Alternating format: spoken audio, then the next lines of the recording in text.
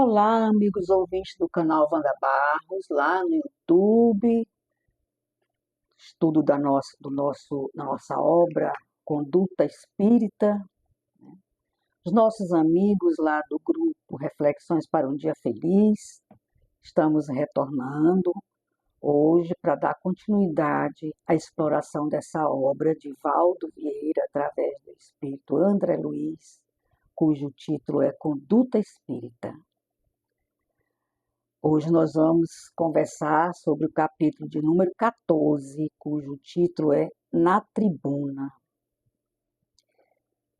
São orientações do Espírito André Luiz sobre o nosso comportamento em diversos lugares que nós frequentamos, inclusive na tribuna de um centro espírita, ou de uma igreja, ou de um templo, onde a gente faça as nossas conversações, as nossas palestras, as nossas anotações, né, sobre a palavra do Cristo.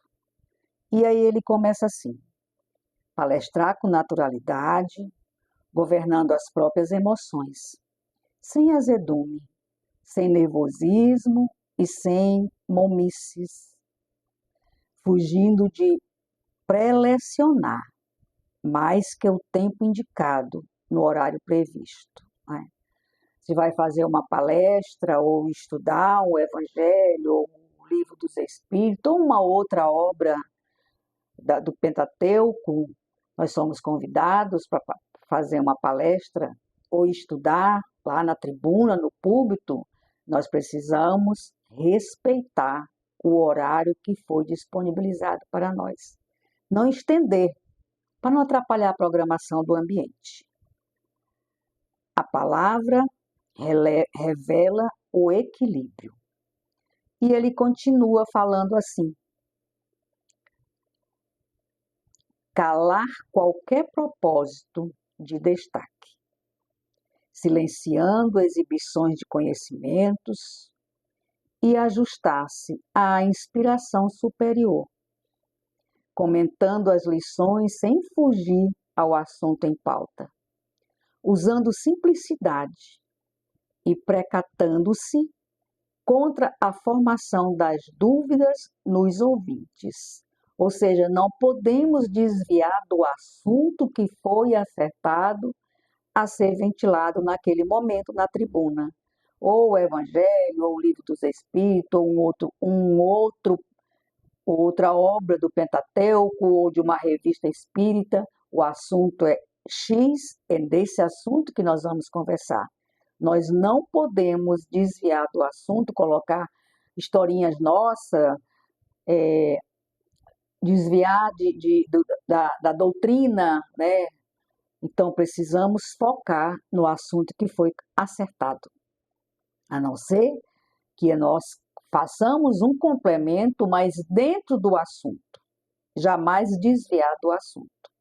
Continuando, ele fala: cada pregação deve harmonizar-se com o entendimento do auditório, ou seja, não chegar mostrando que sabe muito, colocando palavras difíceis, que as pessoas que às vezes não têm o mesmo conhecimento ou entendimento que nós temos, né? E aí eles ficam perdidos. O que essa pessoa está falando? Eu não estou entendendo nada. Então, falar com a maior simplicidade, usar a linguagem do povo, esquecer que nós, de repente, possamos ter um grau elevado de conhecimento, da história, ou intelectualmente, esquecer isso, nos colocarmos, nos nivelarmos ao auditório, onde nós estamos, com as pessoas que estão ali para nos ouvir,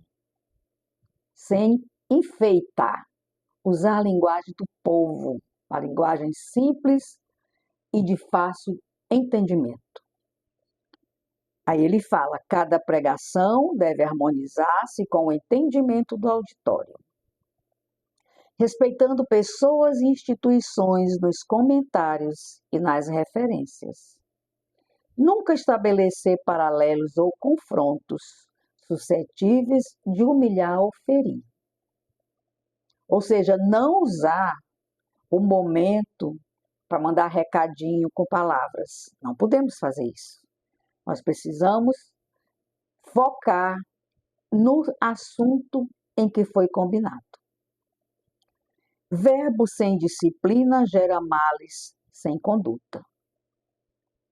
Sustentar a dignidade espírita diante das assembleias, abstendo-se de historietas impróprias ou anedotas reprováveis.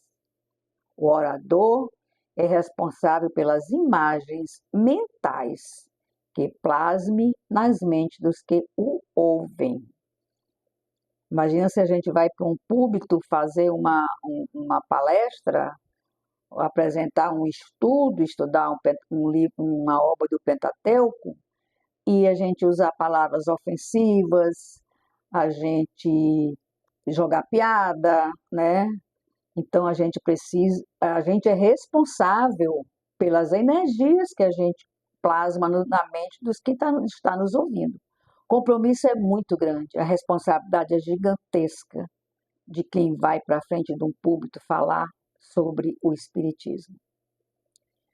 Nas conversações, não se reportar abusiva e intempestivamente a fatos e estudos doutrinários de entendimento difícil, devendo selecionar oportunidades quanto a pessoas e ambientes para tratar de temas delicados. Tomar muito cuidado com o tema que a gente vai tratar, a gente ter certeza absoluta que aquele público está com condições e capacidade de entender.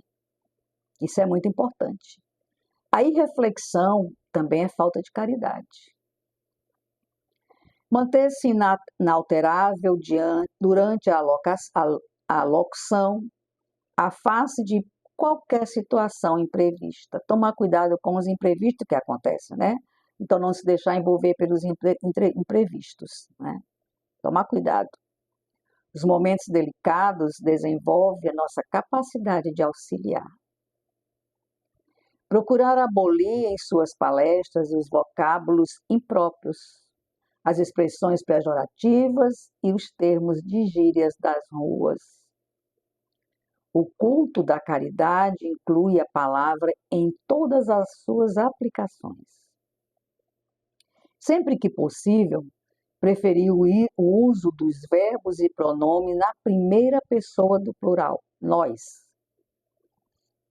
em vez de na primeira pessoa do singular, tu, ele, né? A fim de que não se isole da condição dos companheiros naturais do aprendizado, com quem distribui avisos e exortações. Somos todos necessitados de regeneração e de luz. Não saia da vossa boca nenhuma palavra torpe, mas só a que for boa para promover a edificação, para que dê graças aos que a ouvem. Palavras de Paulo, está lá em Efésios, capítulo 4, item 29. Vamos ver o que esse capítulo 4, item 29 de Efésios nos fala. Ordenar evitar palavras torpes, imundas, destrutivas, incentivando o uso da fala para edificar e transmitir graça. O versículo foca em usar a conversa para ajudar, construir e abençoar quem ouve, refletindo a nova natureza em Cristo. Não saia da vossa boca nenhuma palavra torpe, mas só a que for boa para promover a edificação, para que dê graças aos a que ouvem.